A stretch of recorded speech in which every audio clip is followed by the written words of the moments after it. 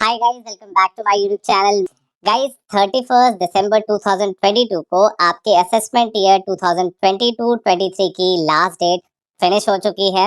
लेकिन आप में से अभी भी बहुत सारे ऐसे लोग हैं जो कि असेसमेंट ईयर 22-23 के लिए अपनी इनकम टैक्स रिटर्न नहीं भर सके हैं और अब वो अपने रिटर्न्स को फाइल करना चाहते हैं।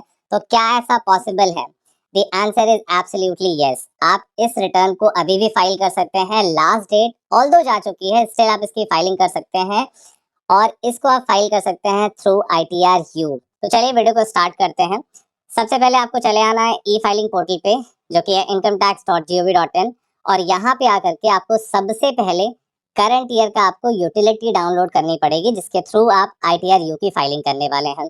यूटिलिटी डाउनलोड करने के लिए आपको डाउनलोड सेक्शन में आना होगा और यहाँ पे आपको अपना असेसमेंट ईयर, जो कि बाय डिफॉल्ट 22-23 ही होगा, इसमें आपको आपकी यूटिलिटी डाउनलोड करनी होगी।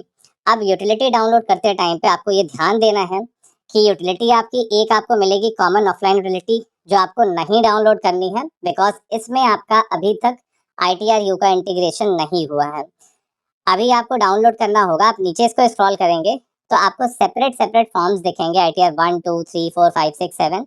तो जो भी ITR आपके ऊपर एप्लीकेबल होगी, उस ITR को आप ओपन करेंगे और इसमें आपको एक यूटिलिटी एक्सेल बेस्ड मिलेगी। इस वाले वर्जन को आपको डाउनलोड करना होगा। अब आप देख सकते हैं ये जो date of release of latest version of utility है वो 1 जनवरी 2023 है, यानी कि आपकी 1 जनवरी को ही इस यूटिलिटी को अपडेट कर दिया गया है और यानी कि इसके थ्रू आप अपनी ITR-U फाइलिंग कर सकते हैं। तो हमारे को यहाँ पे फाइल करना है ITR-1 और इसलिए हम यहाँ पे इसकी यूटिलिटी एक्सेल बेस्ड वाले डाउनलोड कर लेंगे। डाउनलोड करने के बाद इसको आप अनजिप करेंगे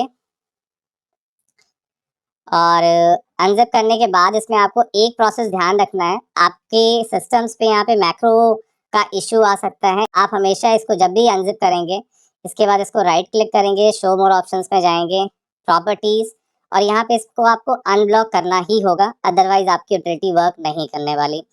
तो अनब्लॉक करने के बाद इसको आप ओके करेंगे और अब आप इस यूटिलिटी को आप इनेबल करेंगे। जैसे आप इसको ओपन करेंगे, यहाँ पे आपको ये ऑप्शन देगा इनेबल कंटेंट। आप इसको इनेबल करेंगे और यहाँ पे आपको सबसे पहले होम पेज पे ही आपको दो ऑप्शन मिलेंगे, इंपोर्ट प्रीफिल या इंपोर्ट जेसन। यानी कि आपने अगर पहले से कोई जेसन वगैरह प्रिपेयर कर रखी है तो आप उसको डायरेक्टली इंपोर्ट कर सकते हैं, अदरवाइज आप यहाँ पे इंपोर्ट प्रीफिल कर सकते हैं। अभी प्रीफिल फाइल क्या होती है, इसको आप अपने इनकम टैक्स पोर्टल पे लॉग इन करके आप वहाँ पे प्रीफिल फाइल डाउनलोड कर सकते हैं, जिसको इंपोर्ट करने के बाद आपको ये सारी इन्फॉर्मेशन मैनुअली नहीं भरनी पड़ेगी। वो सारी चीज़ें जैसे आपका पर्सनल इन्फॉर्मेशन, आपका TDS डिडक्शन, ये सारी चीज़ें इसमें इंपोर्ट हो जाएंगी और रिमेनिंग फिगर जैसे कि आपको आपकी जो इनकम डिटेल्स वगैरह होगी वो आपको यहाँ पे फिल करना होगा और आपका काम काफ़ी आसान हो जाता है। तो हमारे पास यहाँ पे हमने पहले से कोई भी फाइल रेडी नहीं करी हुई है, इसलिए जेसन फाइल हमारे पास नहीं होगी और इसलिए हम यहाँ पे प्रीफिल फाइल पोर्टल से डाउनलोड करने वाले हैं। तो पोर्टल से डाउनलोड करने के लिए हम वापस से चलेंगे पोर्टल पे और यहाँ पे हम करने वाले हैं लॉगिन।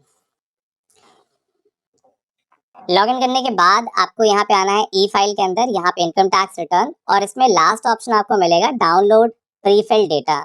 यही वो फाइल है जिसको हमें यूटिलिटी के अंदर इंपोर्ट करना है। तो इस पर आप क्लिक करेंगे, असेसमेंट ईयर सेलेक्ट करेंगे 22-23 और इसमें आप डाउनलोड पे क्लिक करेंगे। जैसे ही डाउनलोड पे क्लिक करेंगे, यहाँ पे आपको एक नीचे जेसन फाइल मिल जाएगी। इसी फाइल को हमारे को इंपोर्ट करना है अपनी एक्सेल यूटिलिटी में। अब वापस से एक्सेल यूटिलिटी में जाएंगे, इंपोर्ट प्रीफिल पे क्लिक करेंगे और यहाँ पे से ओके करेंगे। अब जहाँ भी आपने फाइल सेव करी है, डाउनलोड करी है, उस पर आप डबल क्लिक करेंगे और ये आप देख सकते हैं ये सारा इन्फॉर्मेशन ये ऑटोमेटिकली प्रीफिल करना शुरू हो चुका है। तो हमारे यहाँ पे जितना भी डेटा था वो प्रीफिल हो चुका है। एक्सेल यूटिलिटी में अब हमें मैनुअली एक एक इन्फॉर्मेशन नहीं भरनी होगी, मोस्ट ऑफ द इन्फॉर्मेशन यहाँ पे पहले से ही प्रीफिल्ड हो चुकी हैं। आप देखेंगे TDS शेड्यूल पे भी अगर आपका कोई TDS वगैरह कटा होता है तो यहाँ पे वो इन्फॉर्मेशन प्रीफिल्ड हो चुकी होंगी। TCS में भी सेम, और उसके बाद टैक्सेस पेड वेरिफिकेशन, ये सारा इन्फॉर्मेशन आ चुका है। तो अब हम यहाँ पे स्टार्ट करने वाले हैं इनकम डिटेल, यानी कि फर्स्ट शेड्यूल से। तो यहाँ पे सबसे पहले आपका जो भी इंफॉर्मेशन ब्लैंक होगी, जैसे यहाँ टाउन सिटी डिस्ट्रिक्ट नहीं आ रहा तो इसको हम यहाँ पे मैनुअली फीड कर लेंगे। और इसके बाद आपका नेचर ऑफ एम्प्लॉयमेंट वगैरह आपको बताना होगा बिकॉज ये सैलरी की रिटर्न है, तो यहाँ पे नेचर ऑफ एम्प्लॉयमेंट हमें सेलेक्ट करना होगा। अब इसके बाद are you opting for new tax regime, ये नो रहेगा। और इसके बाद आपसे पूछा जाएगा यहाँ पे कि क्या आप 139(1) के 7 प्रोवाइजो के तहत अपनी रिटर्न वगैरह फाइल कर रहे हैं। ये बेसिकली तब एप्लीकेबल होता है जब आपकी टोटल इनकम 2.5 लाख से कम होती है, लेकिन आप इन सर्टेन कंडीशंस में फॉल करते हैं, जैसे कि आपका साल में आपने 1 करोड़ रुपए से ज्यादा अपने करंट अकाउंट में डिपॉजिट करा हो, 2 लाख रुपए से ज्यादा का आपने फॉरेन ट्रैवल पे एक्सपेंस करा हो, या फिर आपका एक साल में टोटल बिजली का बिल जो होता है वो 1 लाख रुपए से ज्यादा होता है, तब भी आपको रिटर्न फाइल करना मैंडेटरी हो जाता है। तो उस केस में अगर ऐसी कुछ एप्लीकेबिलिटी बनती है तो आप इसको यस करेंगे, अदरवाइज इसे नो रहने देंगे। हमारे केस में ये नो रहेगा। और इसके बाद यहाँ पे आता है सबसे इम्पोर्टेंट पार्ट, जिसको आपको केयरफुली देखना है। अब यहाँ पे फाइल अंडर सेक्शन पूछा जाएगा। मैं इसको थोड़ा सा जूम कर देता हूँ ताकि आप इसे क्लियरली देख सकें। फाइल अंडर सेक्शन में आपको बताना होगा कि आप किस सेक्शन में अपनी रिटर्न फाइल कर रहे हैं। अब यहाँ पे आप देखेंगे ये जो यूटिलिटी है वो असेसमेंट ईयर 22-23 की है, यानी कि करंट असेसमेंट ईयर की, जिसकी ड्यू डेट अभी 2 दिन पहले निकली है। अब इसमें आपको फाइल अंडर सेक्शन वाले पार्ट में जाएंगे तो यहाँ पे आपको सारे ऑप्शंस मिलेंगे along with the 139(8) A section. ये 139(8) जो सेक्शन होता है यही होता है आपकी अपडेटेड रिटर्न का, यानी कि जो करंट ईयर की यूटिलिटी है एक्सेल वाली वो अपडेट हो चुकी है और इसके थ्रू आप असेसमेंट ईयर 22-23 का अपडेटेड रिटर्न भर सकते हैं। तो यहाँ पे जब आप फाइल अंडर सेक्शन सेलेक्ट करेंगे तो इसमें आपको चूज करना है 139(8) ए। अब जैसे ही आप 139(8) ए सेलेक्ट करेंगे, आप बॉटम में यहाँ पे देखेंगे आपके 2 नए शेड्यूल्स इनेबल हो जाएंगे, जो कि बेसिकली ITR यू के लिए एप्लीकेबल होते हैं। तो मैं यहाँ पे इसको सेलेक्ट करने वाला हूँ 139(8) ए।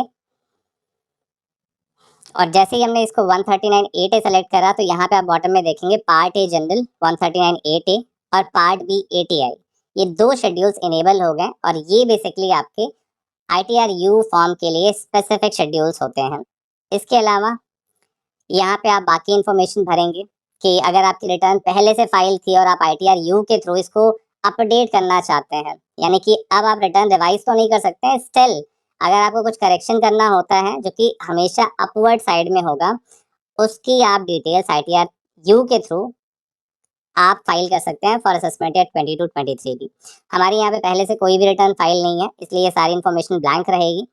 अब यहाँ पे हमारी सैलरी की इंफॉर्मेशन जो है वो हमारे फॉर्म 16 से ऑटोमेटिकली यहाँ पे प्रीफिल हो चुका है, बिकॉज हमने जैसे ही प्रीफिल फाइल इंपोर्ट करी है तो ये जो इन्फॉर्मेशन 26 ईयर्स में अपडेट थी वो सारा यहाँ पे अपडेट हो चुका है ऑटोमेटिकली।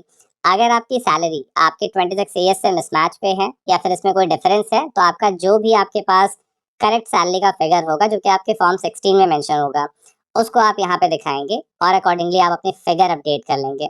हमारे केस में हमारे यहाँ 26 ईयर्स की जो फिगर है वो प्रॉपरली हमारे फॉर्म 16 से मैच है, इसलिए हमें यहाँ पे कुछ भी चेंज करने की जरूरत नहीं है।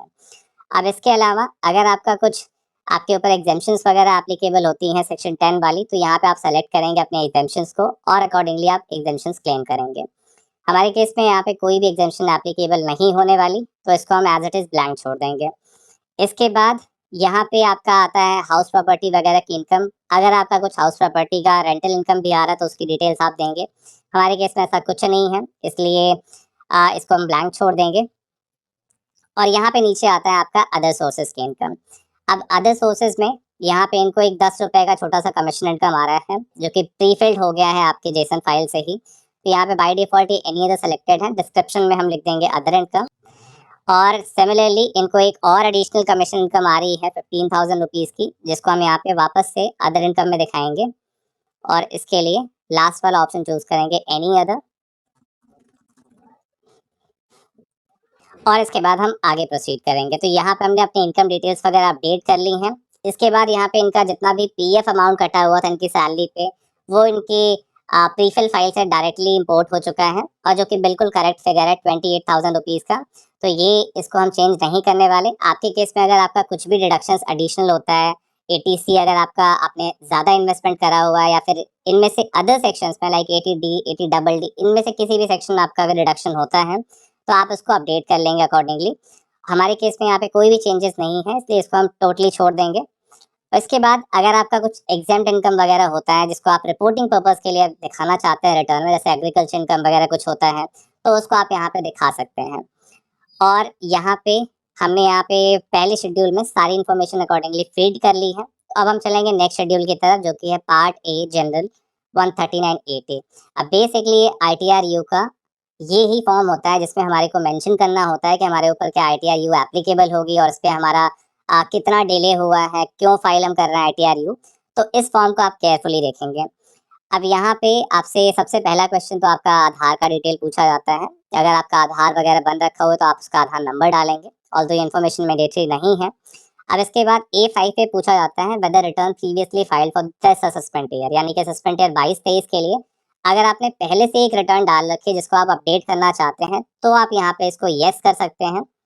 हमारे केस में रिटर्न पहले से फाइल नहीं है इसलिए हम यहाँ पे नो करेंगे और नो करते ही यहाँ पे बाकी इन्फॉर्मेशन जैसे कि ओरिजिनल रिटर्न की डेट वगैरह ये सारा कुछ डिसेबल हो जाएगा। इसके बाद नेक्स्ट क्वेश्चन आता है are you eligible for filing an updated return. अब इसमें आपको चूज करना होगा यस। ऑब्वियसली हमारी ड्यू डेट निकल चुकी है इसलिए हम यहाँ पे ITR-U में रिटर्न फाइल करने के लिए एलिजिबल है, तो इसको हम यस पे सेलेक्ट करेंगे। अब यस पे सेलेक्ट करते ही आपको यहाँ पे A10 वाले कॉलम में बताना है कि reason for updating your income, यानी कि आप अपनी ITR-U क्यों फाइल करना चाहते हैं। अब इसका जो रीजन है वो हमारा हमारा रीजन होने वाला है रिटर्न प्रीवियसली नॉट फाइल्ड। अब आपके केस में अगर आप रिटर्न पहले से आपने नहीं फाइल करी है तब तो आप फर्स्ट ऑप्शन चूज करेंगे, लेकिन अगर इसके अलावा आपका कोई और केस है लाइक आपने पहले रिटर्न फाइल करी थी जिसमें कुछ इन्फॉर्मेशन दिखाना छूट गया था या फिर wrong heads of income choose कर लिया था या इनमें से और कोई भी ऑप्शन जो आपके ऊपर एप्लीकेबल हो आप अकॉर्डिंगली चूज कर सकते हैं। लेकिन अगर आपकी रिटर्न पहले फाइल नहीं हुई थी और आप फर्स्ट टाइम ITR-U के थ्रू फाइलिंग करेंगे तो आपको हमेशा फर्स्ट ऑप्शन चूज करना है। तो रिटर्न प्रीवियसली नॉट फाइल्ड आप चूज कर लेंगे और इसके बाद A11 में पूछा जा रहा है are you filing this updated return during the period. अब इसमें आपको बताना होता है कि आपकी रिटर्न जो होती है वो कितनी लेट हो रही है, यानी कि ये इसमें आपको दो ऑप्शन मिलेंगे कि आप end of the relevant assessment year से 12 महीने के बीच में रिटर्न अपनी फाइल कर रहे हैं या फिर 24 मंथ, यानी कि आपको लास्ट जो असेसमेंट ईयर बीता है उससे 12 से 24 महीने के बीच में आप रिटर्न फाइल कर रहे हैं। अब इसके बेसिस पे ही आपका जो पेनल्टी का अमाउंट होता है वो डिसाइड किया जाता है। अगर आपकी end of the relevant assessment year से आप 12 महीने के बीच में यानी कि एक साल के अंदर अंदर अपनी रिटर्न फाइल करते हैं तो आपको ऊपर 25% की पेनल्टी लगती है, और अगर आप एक साल से 2 साल के बीच में यानी कि आपको एक साल से ज़्यादा हो चुका है लेकिन 2 साल तक आपको डिले हुआ है तो उस केस में आपके ऊपर 50% की पेनल्टी लगती है। तो हमारे केस में क्योंकि ये रिटर्न करंट ईयर की है तो इसके लिए यहाँ पे अप टू 12 मंथ्स यानी कि फर्स्ट वाला ऑप्शन हम चूज करेंगे और इसके बाद इस पेज पे हमारा काम हो गया है फिनिश। तो यहाँ पे इसको हम वैलिडेट कर देंगे और नेक्स्ट शीट की तरफ चलेंगे। नेक्स्ट शीट है आपका TDS का। अब TDS में इंफॉर्मेशन यहाँ पे मोस्ट ऑफ द इंफॉर्मेशन जो है वो अपडेटेड हो रखी हैं। अगर आपका कुछ एडिशनल TDS है जो कि आपके 26 AS में नहीं आ रहा था और यहाँ पे इंपोर्ट नहीं हुआ है तो आप इसको मैनुअली फीड कर लेंगे। हमारे केस में यहाँ पे कोई भी ऐसा इन्फॉर्मेशन नहीं है, सिर्फ एक TDS का एक छोटा सा अमाउंट है 20 रुपए का, तो जो कि ऑलरेडी इंपोर्ट हो चुका है। अब इसमें ईयर ऑफ टैक्स डिडक्शन ये हमारे को सिलेक्ट करना है 2021, और इसके अलावा हमारा कोई भी TDS अमाउंट नहीं है तो इसको हम वैलिडेट करेंगे और नेक्स्ट शीट की तरफ चलेंगे। नेक्स्ट शीट है TCS का। TCS अमाउंट हमारा कुछ भी नहीं है तो इसको हम ब्लैंक छोड़ देंगे। नेक्स्ट शीट होगा टैक्सेस पेड एंड वेरिफिकेशन का। अब इस शीट पे बेसिकली जब आप सारी इनकम डिटेल्स वगैरह भर लेते हैं तो जब आप कैलकुलेट टैक्स पे क्लिक करेंगे तो यहाँ पे आपका अगर कुछ टैक्स लायबिलिटी बन के आ रहा होगा तो ये चीज़ें प्रीफिल्ड हो जाती हैं। तो यहाँ पे हमें मैनुअली कुछ नहीं करना, आपको सिर्फ वेरिफिकेशन पेज पे आपका कुछ इन्फॉर्मेशन रहता है तो वो सारा कुछ आप भर लेंगे। यहाँ भी आपका जो नाम, फादर नेम, आपका पैन, ये सब कुछ अपडेट है, सिर्फ यहाँ पे प्लेस वाला कॉलम खाली है तो यहाँ पे आप प्लेस जो होगा अपना मैनुअली फीड कर लेंगे। और इसके अलावा इस पेज पे हमें कुछ नहीं करना। अब हम चलेंगे नेक्स्ट सबसे इंपॉर्टेंट शीट की तरफ जो कि है पार्ट B ATI। अब इस शीट पे क्या होता है कि आपका जितना भी ITR-U में हमने अभी तक इन्फॉर्मेशन भरी है उसके बेसिस पे हम इस ITR-U का जो टैक्स कैलकुलेशन है, ITR-U का जो चालान डिटेल्स है, वो सारा कुछ हमें इसी पार्ट B ATI में डालना होता है। यानी कि सबसे पहले आपको देखिए पार्ट B ATI के A वाले कॉलम में बताना होता है heads of income under which additional income is being return as per updated return, यानी कि आप किस हेड में अपनी इनकम दिखा रहे हैं थ्रू ITR-U, इसका यहाँ पे आपको सेग्रीगेशन देना होता है। तो सैलरी की जितनी इनकम होगी आप A वाले कॉलम में दिखाएंगे, हाउस प्रॉपर्टी वाला B में, और अदर सोर्सेज का यहाँ पे E कॉलम में आप एंटर करेंगे टोटल वैल्यू। और इसके बाद यहाँ पे आपकी जो टोटल कैलकुलेशन होगी वो ऑटोमेटिकली आ जाएगी। अब यहाँ पे वापस से हमें जाना पड़ेगा इनकम डिटेल्स पे और यहाँ से हम देख सकते हैं कि हमारी सैलरी की जो नेट टैक्सेबल इनकम है वो कितनी आ रही है। यहाँ पे आप देखेंगे टोटल आपकी सैलरी है 3,15,211 रुपए, जिसमें से स्टैंडर्ड डिडक्शन घटाने के बाद आपका income chargeable under the head salary जो है 2,65,211। अब इस फिगर को हम यहाँ पार्ट बी एटीआई में एंटर कर देंगे। हाउस प्रॉपर्टी से कोई इनकम नहीं है तो इसको हम जीरो कर देंगे। और अदर सोर्सेज में हमारे यहाँ पे कुछ इनकम है, तो जिसको हम इनकम डिटेल से चेक करेंगे। टोटल वैल्यू है 15,010 रुपीज़ की, तो इसको हम पार्ट बी एटीआई में एंटर कर देंगे। तो हमारी टोटल इनकम जो है, टोटल एडिशनल इनकम जो कि हम आईटीआर यू के थ्रू दिखाने वाले हैं, वो हो गई 2,80,221। अब इसमें से हमारा डिडक्शन की जो वैल्यू है, जो कि है 28,052 रुपीज़ का, वो रिड्यूस करने के बाद आपकी नेट फिगर यही वाली आएगी 2,52,170 रुपए। तो इस तरीके से हम यहाँ पे आपके एडिशनल इनकम की डिटेल्स यहाँ पे दे देंगे। अब इसके बाद यहाँ पे हम कैलकुलेट टैक्स पे क्लिक करेंगे, जो कि इनकम डिटेल्स पे आपको मिलेगा, ताकि हमारा जो पार्ट बी एटीआई का ये जो नीचे की फिगर्स हैं, टैक्स अमाउंट, ये सारा कुछ प्रीफिल्ड हो जाए, जिसके बाद हम यहाँ पे चालान की डिटेल एंटर करने वाले हैं। तो इनकम डिटेल्स पे वापस से जाएंगे और कैलकुलेट टैक्स बटन पे क्लिक करेंगे। अब इसके बाद अगर आपकी रिटर्न में कुछ भी एरर होगा तो उसको वो पहले करेक्ट करने के लिए बताएगा। हमारे शीट डी में हमें यहाँ पे सेलेक्ट करना होता है, अगर हमारी कुछ 80D की डिडक्शन होती है तो उसकी डिटेल हमें यहाँ देनी होती है।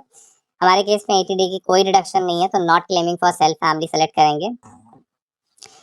और सिमिलरली पेरेंट्स के लिए भी यहाँ पे not claiming for parents select करेंगे। इसके अलावा एटीजी में हमारे को कोई डिटेल्स नहीं देनी है, जीजीए में कोई डिडक्शन या डिटेल्स वगैरह नहीं होगी। वापस से जाएंगे इनकम डिटेल में, फिर से क्लिक करेंगे कैलकुलेट टैक्स पे। अब यहाँ पे हमारा जो टैक्स अमाउंट होगा वो आप नीचे स्क्रॉल करके इसे देखेंगे तो टैक्स कैलकुलेशन यहाँ पे हमारा सक्सेसफुली हो चुका है।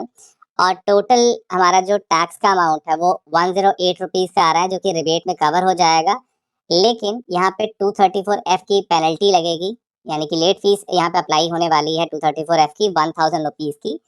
और जिसकी डिटेल्स आपको पार्ट बी एटीआई में भी आप देखेंगे तो यहाँ पे सारी इंफॉर्मेशन फिल हो चुकी है।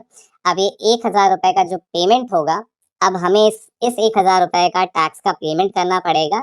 और इस पेमेंट की डिटेल हमारे को ये 140B वाले कॉलम में डालनी होगी। तो सबसे पहले आप चलते हैं, इस 1,000 रुपए का पेमेंट कैसे करेंगे ये आपको मैं दिखाने वाला हूँ। पेमेंट करने के लिए वापस से हम जाएंगे ई फाइलिंग पोर्टल पे, जहाँ पे हम 1,000 रुपए का चालान का पेमेंट करेंगे और उसके बाद उसकी डिटेल्स हम 140B कॉलम में यहाँ पे इंसर्ट करने वाले हैं। तो वापस से मैं आपको लेके चलता हूँ पोर्टल की तरफ। और चालान का पेमेंट करने के लिए आपको चले आना है ई फाइलिंग के सेक्शन में। यहाँ पे आपको दिखेगा ई पे टैक्स का ऑप्शन। ई पे टैक्स पे आप क्लिक करेंगे और यहाँ पे आपको यहाँ पे न्यू पेमेंट के ऑप्शन पे क्लिक करना है। न्यू पेमेंट पे क्लिक करने के बाद आपको चूज करना है इनकम टैक्स का कॉलम। यहाँ पे प्रोसीड पे आप क्लिक करेंगे और असेसमेंट ईयर आपको दिखाना है। असेसमेंट ईयर होगा आपका 20 to 23। असेसमेंट ईयर आप केयरफुली चूज करेंगे, इसमें अगर कोई गलती हो जाती है तो आपका पेमेंट दूसरे किसी ईयर में चला जाएगा, जिसके बाद आप उसका यूज नहीं कर पाएंगे। तो आप इसको केयरफुली चूज करेंगे। अभी के लिए हम पेमेंट करने वाले हैं current assessment year, which is 20 to 23। इसके बाद टाइप ऑफ पेमेंट जो होगा वो सेल्फ असेसमेंट टैक्स होगा, यानी कि 300। और इसके बाद इसे कंटिन्यू करेंगे। अब यहाँ पे आपको टैक्स अमाउंट का बाइफरकेशन देना होता है कि आप किस कॉलम में, यानी कि टैक्स सरचार्ज सेस, किस पार्ट के लिए आप पेमेंट करने वाले हैं। तो हमारे केस में जो लेट फीस का पेमेंट होने वाला है वो 234F का है, तो लेट फीस की डिटेल आप अदर्स में डालते हैं। तो अदर्स में आप 1,000 रुपीज़ एंटर कर देंगे और इसके बाद इसे कंटिन्यू करेंगे। अब यहाँ पे आपको वेरियस मोड्स ऑफ पेमेंट्स दिखाए जाएंगे, नेट बैंकिंग, डेबिट कार्ड, पे at bank counter, RTGS, NEFT और पेमेंट गेटवे। अब अगर आपका नेट बैंकिंग इन बैंक्स में से किसी भी बैंक में है तो आप डायरेक्टली उसको सेलेक्ट करके आप प्रोसीड कर सकते हैं। अदरवाइज आपका अगर इनमें से ये जितने बैंक्स यहाँ पे दिखाए गए हैं, इन बैंक्स में से आपका कोई भी बैंक नहीं है, फिर भी आप नेट बैंकिंग के थ्रू पेमेंट करना चाहते हैं, तो आप पेमेंट गेटवे का ऑप्शन चूज करेंगे। इसके अलावा आप डेबिट कार्ड से भी पेमेंट कर सकते हैं और पेड बैंक काउंटर, यानी कि फिजिकल कॉपी चालान के निकाल के आप बैंक में जा करके आप इसका पेमेंट कर सकते हैं, या फिर आरटीजीएस, एनईएफटी। तो जो आपको मोड एप्लीकेबल लगे, जो आपके लिए कन्वीनियंट हो, अकॉर्डिंगली आप उस मोड ऑफ पेमेंट के थ्रू आप पे करने वाले हैं। हम यहाँ पे पे करेंगे इसका यूपीआई के थ्रू। अब यूपीआई का थ्रू किस तरीके से पेमेंट कर सकते हैं, उसके लिए आपको जाना होगा पेमेंट गेटवे में और यहाँ पे आपको तीन में से कोई भी पेमेंट गेटवे आपको सेलेक्ट करना होता है। अब इस बात का आप ध्यान रखेंगे कि यहाँ पे ये जो तीन बैंक्स आपको दिख रहे हैं, इसका ये मतलब नहीं बनता कि आपका इन तीन में से किसी बैंक में अकाउंट होना चाहिए तभी आप इनके पेमेंट गेटवेज यूज कर सकते हैं। आप में से कई सारे लोगों को ये डाउट होता है कि मेरा बैंक तो यहाँ केनरा बैंक में नहीं है, फेडरल बैंक में नहीं है, लेकिन हम क्या इनका पेमेंट गेटवे कैसे यूज कर सकते हैं सर? ये बेसिकली आपके पेमेंट गेटवेज होते हैं जो आपके बैंक और इनकम टैक्स डिपार्टमेंट के बीच में एक ब्रिज का काम करते हैं। आप इनमें से कोई भी पेमेंट गेटवे यूज करेंगे, आपका पेमेंट आप अपने बैंक से कर सकते हैं। इन बैंक में आपका अकाउंट होना मैंडेटरी नहीं है। तो यहाँ पे हम यूज करने वाले हैं केनरा बैंक का पेमेंट गेटवे, और जिसके बाद हम इसे कंटिन्यू करेंगे। अब यहाँ पे आपको आपकी चालान की डिटेल्स दिखाई जाएंगी, एक प्रीव्यू दिया जाएगा। तो ये आपका असेसमेंट ईयर, फाइनेंशियल ईयर, ये सारा कुछ चीज़ आप चेक कर लेंगे। 1000 रुपीज़ का पेमेंट है, इसको आप पे नाउ पे क्लिक करेंगे। इंस्ट्रक्शंस जो टर्म्स एंड कंडीशन आ रही हैं उसको अग्री करेंगे, सबमिट टू द बैंक करेंगे, इस पे लीव पे क्लिक करेंगे। इसके बाद आपको यहाँ पे ऑप्शन आएगा कि आप किसके थ्रू पेमेंट करना चाहते हैं। आप यहाँ पे कार्ड सेलेक्ट कर सकते हैं, नेट बैंकिंग यूज कर सकते हैं, यूपीआई यूज कर सकते हैं। जो भी आपके ऊपर ऑप्शंस आपको सही लगे आप उस ऑप्शन को यूज करें। हम यहाँ पे यूज करने वाले हैं यूपीआई। तो यूपीआई पे आप जैसे ही क्लिक करेंगे तो आपको यहाँ पे सारे ऑप्शंस दिखेंगे। जीपे, फोन पे, भीम यूपीआई, पेटीएम, जिससे भी आपको यूज करना हो आप उसको यूज कर सकते हैं। अगर आपने पहले भी ये ऑप्शन जो यूज करा हुआ है तो आपको सेव्ड ऑप्शन में जो हमने लास्ट टाइम यूज किया होगा वो ऑप्शन दिख रहा होगा। तो आप डायरेक्टली सेव्ड ऑप्शन पे क्लिक करके भी प्रोसीड कर सकते हैं। और अगर इनमें से आपका कोई भी ऑप्शन नहीं है, यानी कि इनमें से आप कोई भी ऐप नहीं यूज करते, किसी आप बैंक का आप यूपीआई आईडी यूज करना चाहते हैं, तो भी आप यहाँ पे एंटर एनी यूपीआई आईडी पे क्लिक करके प्रोसीड कर सकते हैं। मैं यहाँ एंटर एनी यूपीआई आईडी पे क्लिक करता हूँ और अपना जो यूपीआई आईडी है वो हम यहाँ पे एंटर कर देते हैं। हालांकि यूपीआई आईडी जीपे का है, स्टिल मैं आपको दिखाने के लिए ऐसे दिखा रहा हूँ। तो यहाँ पे हमने अपना यूपीआई आईडी एंटर कर दिया है, उसको वेरीफाई करेंगे। जैसे ही वेरीफाई होने के बाद आपका नाम यहाँ पे तुरंत आ जाएगा, और इसके बाद आप इसको प्रोसीड पे क्लिक करेंगे। प्रोसीड पे क्लिक करने के बाद अब ये आपका जिस किसी भी एप्लीकेशन का आपका ये यूपीआई आईडी था, उस एप्लीकेशन पे एक नोटिफिकेशन आएगा, जिसके बाद आप अपने एप्लीकेशन पे, हमारे केस में हमारा जीपे का एप्लीकेशन है, तो आप जीपे को ओपन करेंगे और ये 1000 रुपीज़ का पेमेंट आप वहां पे करेंगे। जैसे ही आपका पेमेंट आपके मोबाइल के एप्लीकेशन पे कंप्लीट होगा, ये पेज वापस से आपको रिडायरेक्ट करेगा इनकम टैक्स पोर्टल पे, और इसके बाद आपका चालान आप डाउनलोड कर सकते हैं। तो हम अब मोबाइल स्क्रीन की तरफ चलते हैं और इसको हम इसका पेमेंट अपने जीपे पे कंप्लीट कर लेते हैं।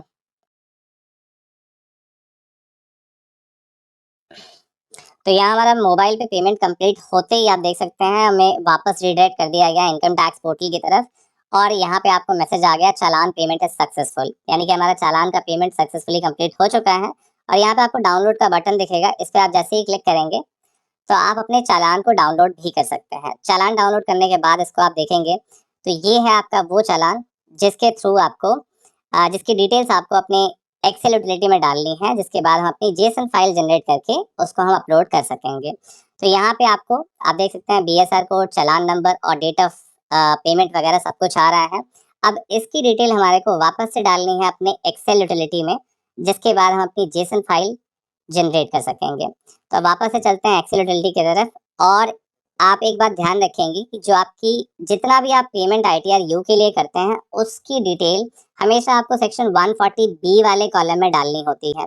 एक सिमिलर चालान का डिटेल आपको यहाँ पे देखने को मिलेगा, देख सकते हैं ये टीडीएस वाले कॉलम में भी आपको पूछा जाता है।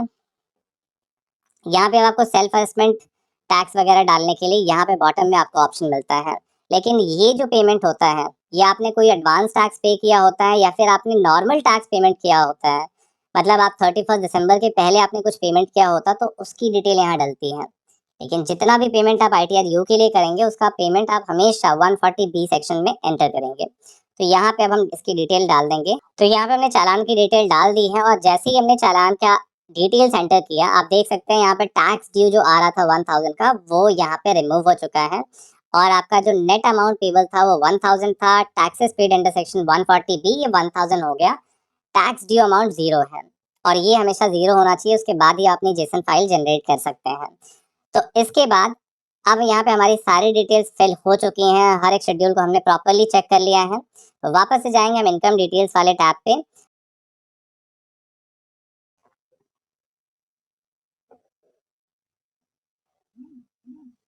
जेसन पे क्लिक करेंगे, इसको ओके करेंगे, ओके एंड ओके। अब यहाँ पे आपको सेव जेसन का बटन दिखेगा, इस पे आप क्लिक करेंगे, जिसके बाद आपकी जेसन फाइल सेव हो जाएगी। अब एक बात का आप और ध्यान रखेंगे, आप में से बहुत सारे लोगों का ये मेरे पास क्वेश्चन आता है कि जेसन फाइल आप जब सेव करने की कोशिश करते हैं तो आपका जेसन फाइल यहाँ पे सेव तो दिखाता है लेकिन वो सेव नहीं हो पाता है। तो इसके लिए आपको ध्यान रखना है कि जहाँ पे भी आपने ये एक्सेल की यूटिलिटी जिस पे हम काम कर रहे हैं, वो एक्सेल यूटिलिटी जिस भी पाथ पे होती है, उसी फोल्डर में उसी पाथ पे आपका जेसन फाइल भी सेव होगा। तो ये चीज़ आप ध्यान रखेंगे। हमारे केस में हमारा जेसन फाइल जो है वो डाउनलोड सेक्शन में ही पड़ा हुआ है, तो वहाँ पे आप देखेंगे तो जेसन फाइल हमारी सेव हो चुकी होगी, जिसको मैं आपको दिखा देता हूँ। ये है हमारी जेसन फाइल, जिसको अब हम पोर्टल पे अपलोड करने वाले हैं।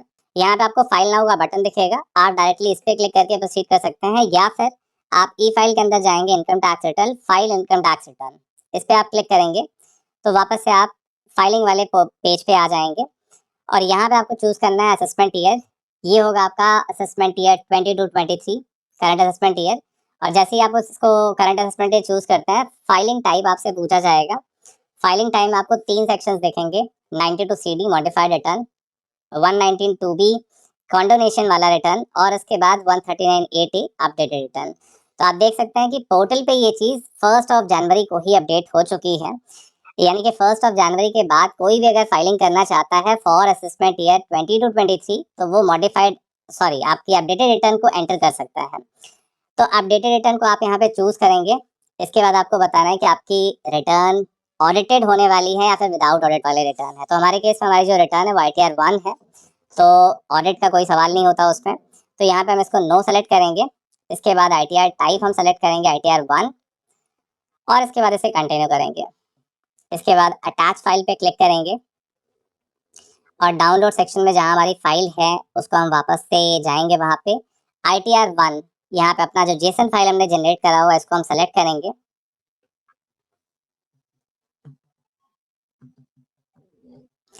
तो यहाँ पे गाइज आप देख सकते हैं कि वैलिडेशन हमारा सक्सेसफुल हो चुका है, और ये जो रिटर्न है वो असेसमेंट ईयर 22-23 के लिए 139.8 यानी कि अपडेटेड रिटर्न है। तो ये रिटर्न हमारी सक्सेसफुली वैलिडेट हो चुकी है, यानी हमारे रिटर्न में किसी भी तरीके का कोई भी एरर नहीं है। अब इसके बाद हम यहाँ पे चलेंगे, प्रोसीड टू वेरिफिकेशन पे क्लिक करेंगे। अब प्रोसीड टू वेरिफिकेशन पे क्लिक करने के बाद हमारे को यहाँ पे अपना आधार OTP वगैरह के थ्रू इसको हम रिटर्न को वेरीफाई कर लेंगे।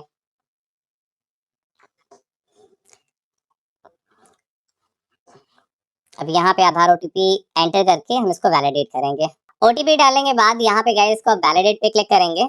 अब यहाँ पे आपसे पूछा जाएगा कंफर्म सबमिशन ऑफ रिटर्न, और यहाँ पे हमने रिटर्न को सबमिट कर दिया है, और आप सक्सेसफुली देख सकते हैं गाइस कि हमारे return for assessment year 22-23 even after expiring the due date हमने ITR U के थ्रू इसको फाइल कर दिया है। So I really hope guys ये वीडियो आपको बहुत यूजफुल लगी होगी। आप में से बहुत सारे लोग अभी भी ऐसे हैं जो कि असेसमेंट ईयर 22-23 के लिए अपनी रिटर्न फाइल करना चाहते हैं, लेकिन उन्हें ये डाउट आ रहा है कि उनकी लास्ट डेट 31 दिसंबर एक्सपायर हो गई है, जिसकी वजह से वो रिटर्न अपनी फाइल कर ही नहीं सकते। ये इन्फॉर्मेशन गलत है। आप ITR U के थ्रू अपनी रिटर्न अभी भी फाइल कर सकते हैं, लेकिन उसकी जो कंडीशंस होती हैं कि आपको कुछ लेट फीस वगैरह पे करना पड़ेगा, और पेनल्टी वगैरह भी चार्ज होगी अगर आपकी रिटर्न टैक्सेबल अमाउंट में फॉल करती है। तो ये सारा कुछ आपको कंडीशन मेट करना होगा, जिसके बाद आप ITR U के थ्रू अपनी असेसमेंट ईयर 22-23 की रिटर्न परफेक्टली फाइल कर सकते हैं। तो ये था गाइस कंप्लीट प्रोसेस। मैंने शुरुआत से लेकर के आपको एंड तक पूरा प्रोसेस दिखाया, इसके साथ ही आप पेमेंट वगैरह कैसे कर सकते हैं, कंप्लीट वीडियो ये आपके लिए है। So I really hope guys ये वीडियो आपको बहुत यूजफुल लगी होगी, और अगर आपको ये वीडियो यूजफुल लगती है तो इस वीडियो को प्लीज लाइक जरूर कीजिएगा, अपने फ्रेंड्स के साथ भी शेयर कर दीजिए, और ऐसी ही इंपॉर्टेंट वीडियोस पाने के लिए चैनल को सब्सक्राइब करके जरूर रख लीजिए, ताकि मैं फ्यूचर में भी आपके लिए ऐसे ही यूजफुल और इन्फॉर्मेटिव वीडियोस ला सकूं। चलिए गाइस, आपसे मिलता हूं नेक्स्ट वीडियो में। Thank you very much.